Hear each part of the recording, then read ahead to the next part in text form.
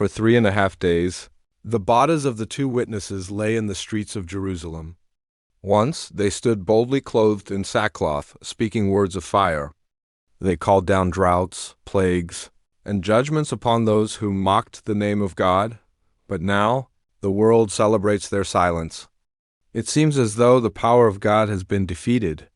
Revelation 11:11. But after 3.5 days, the breath of life from God entered them, and they stood on their feet, and great fear fell on those who saw them. The same Spirit that raised Jesus from the dead now fills the lifeless bodies of his witnesses. The same mouths that mocked them now whisper in terror, "They're alive, how is this possible?" Then they hear a voice, not from earth, but from heaven itself. It thunders with authority, "Come up here!" In that instant, the two witnesses begin to rise, lifted by the unseen hand of God. Every eye sees it. It is the first resurrection of the faithful within the tribulation.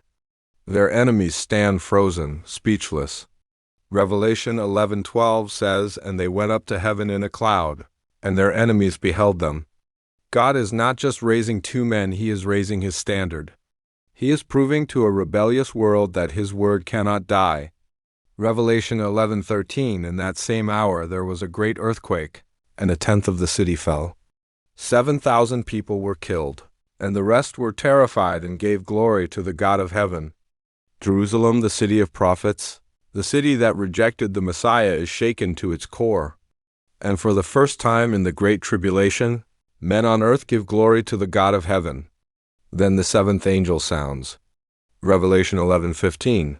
The kingdoms of this world have become the kingdoms of our Lord and of his Christ, and he shall reign forever and ever.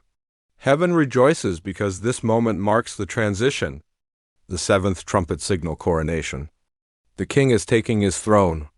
Lightning flashes, thunder echoes through eternity. The temple of God in heaven opens, and the ark of his covenant appears before the eyes of angels.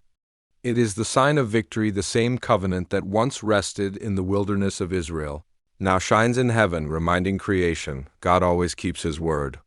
This tells us that even in the darkest part of the tribulation, God is still sovereign. His voice still speaks.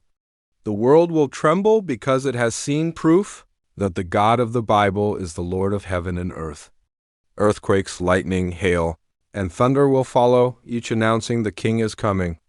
The witnesses have finished their mission, and their resurrection declares that judgment is now unavoidable. The story of the two witnesses reminds us that even when evil seems to win, God always has the final word. When the world silences truth, God resurrects it.